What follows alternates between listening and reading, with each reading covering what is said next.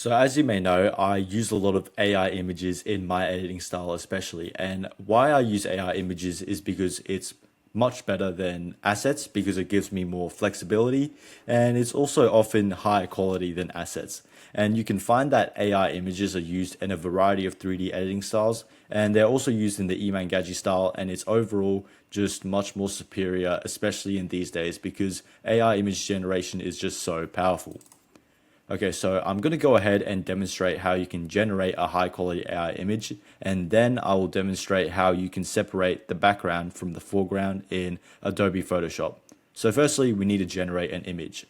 I'm going to be using DALL-E from ChatGPT. However, this is a paid software. So if you're looking for some free alternatives, I highly recommend Leonardo AI, Adobe Firefly, as well as the Bing image generator that Harry recommends. I will link all of those down below in this lesson so that you can use them. However, if you do want to spend some money on this, ChatGPT's DALL-E is a great option. Okay, so what I'm going to do is first generate an image. And I'm just going to think of an image that I might want to generate. Okay, so I want to generate an image of a man standing on top of a mountain looking over a city. And that's what I want to generate. And when you prompt your generation, you want to start like this. Hello, ChatGPT. I want an image of, and now you want to describe what you want an image of. I want an image of a man wearing a large bomber jacket standing on top of a mountain ledge overlooking a city, a large urban city.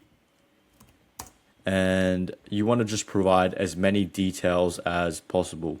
It is in the late afternoon as the sun is just about to set. And this is just a brief description. Now I want to put in some keywords which will allow for a better generation.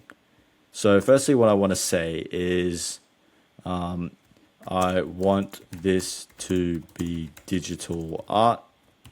I want the angle of the image to be from above and behind the man. So this just describes how we want the shot to be set up. Like if it was a photo, like for example, when taking a photo, do we want it to be facing the man? So like the man's face is facing the camera, or do you want it to be from behind the man, for example? So you want to describe this to ChatGPT so that your results are as accurate as possible.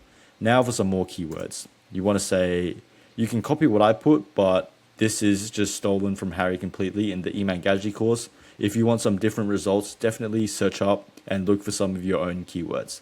So firstly, I want subtle geometric shapes, low lighting. I want cell shading. I also want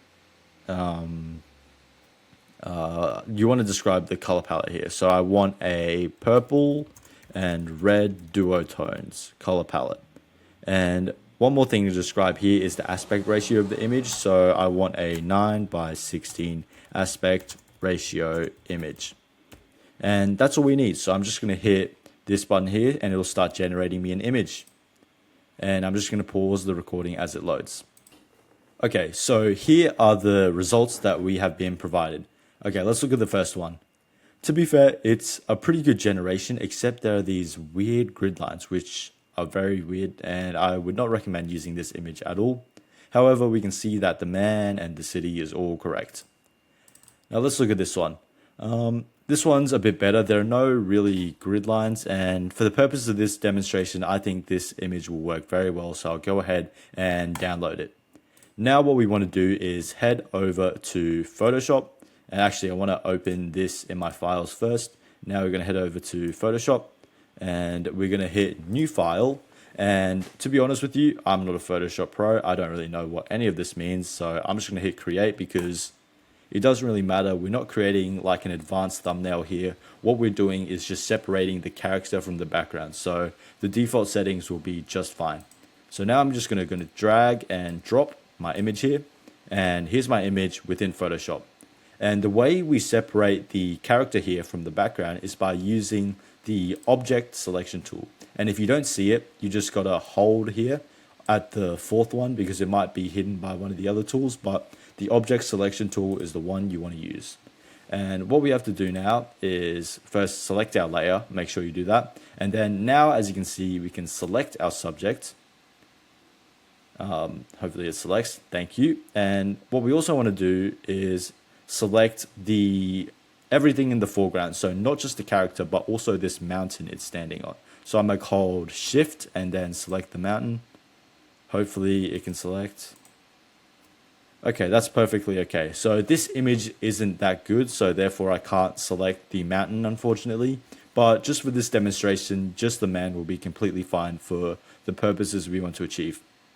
So now that I've selected it, and by the way I'm doing this is by clicking H and using the hand tool.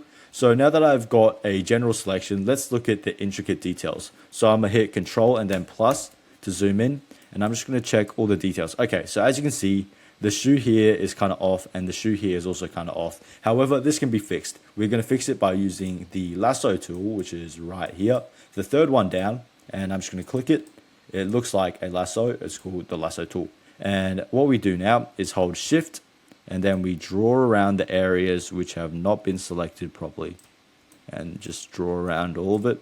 And now, as you can see, okay, the mask is perfect now. And when we have too much on this side, the way we get rid of it is by holding Alt and then drawing around the area that we don't want. And I'm just going to roughly draw it, and that's pretty good to me. And now I'm just going to double check. Okay, we need to add a bit more here. So shift, and yeah, that's actually, I'm going to zoom in a bit more just so I can get every little detail correct, because it's quite important that we don't have anything cut off. And you just want it to look as perfect as possible, because we are spending quite a lot of time animating with these images. So we want them to be the highest quality possible. Okay, what the hell? All right, I'm just going to zoom out. Now, this is what we're left with. And what we have here is an image with the characters separated. However, we can't do anything just yet. What I want to do is first go up here and click on select right here. I'm going to click on that. We'll just hover over it actually, and then I'm going to go to modify and then expand, and then by 2 pixels I'm going to expand this mask. So what this does is it just expanded the mask by 2 pixels, which will allow for some of the more like rough edges to be smoothened out a little bit. So now what I want to do is select this layer, then go down here and press this button. What this button does is it creates a mask. So now you can't see the background, you can only see the character. Now, how do we get the background back? We first of all right click on the layer and then duplicate layer. And we're going to call it background. And now what we have to do is click on the background layer. We're going to bring it below the character. So what we have to do now is, I'm just going to move my head quickly. We want to click on this little link thingy, and we're going to undo that. And next we want to click on this mask and press backspace. And now we have the background with that by itself with the character still. However, we also have the character by itself. Now what we want to do is get rid of the character from this background. And the way we do that is by using the content aware fill tool. Okay, so now what I'm going to do is use the content aware fill to remove the character from this background here. So the way we do that, actually we need to move it back into place first. The way we do that, okay, it's back into place now. So the way we do that is by selecting the background layer, then hitting Control, holding it down, and then you click on the mask. This creates a selection on the background layer. And what we want to do now is click Select again, and then go to Modify, Expand. And this time we're going to expand by 5 more pixels. So this just gives us a little bit of room for Photoshop's content aware fill to play around with. So what we want to do now is make sure we have the layer selected. It is rasterized already, the way you rasterize the layer is right clicking and then hitting rasterize. It would normally be around here if the layer is not rasterized already. And now what you need to do is head over to edit up here, and then you want to, actually I need to reselect the layer because I just dragged my face. So you want to click the background, go to edit, and then content aware fill. Now, as you can see, it's created a new version of the background, taking into account the environment around it. So it's just created a new sort of background, and it's not perfect, and that's totally okay. I'm going to see if we can get a bit of a better result. So I'm going to change the color adaptation to very high. Let's see what that does. Okay, that is actually a bit better in my opinion. Let's see what happens when the rotation adaptation is at full. You can just press OK. That doesn't do anything. Okay, I'm happy with that result. So what I'm going to do is output to current layer, and I'm just going to press OK. And now when we drag the character away, and we can deselect it, by the way, just click it, deselect. And now when we drag the character away, we can see that we have a new background. And that's all there is to separating the character from the background. What you can do now is file, up here, you want to go file, not export, and just save as. And you want to save it as a Photoshop file, which is a PSD. You can save it wherever you want, but you can just save it as Photoshop. I'm just going to put Photoshop file, and you can save it wherever you want. And then what you need to do to use it, and by the way, maximize compatibility, just press OK. And now that it's saved, what you want to do is head over to After Effects and just import this Photoshop file into After Effects. I'll go through a full edit using Photoshop files later on in my own editing style course. And what you want to do is just import the Photoshop file into After Effects, and now you can use this AI image with the character and background separated. And that's all there is to it. You now know how to generate high quality images using AI, and you also know how to separate the character from the background.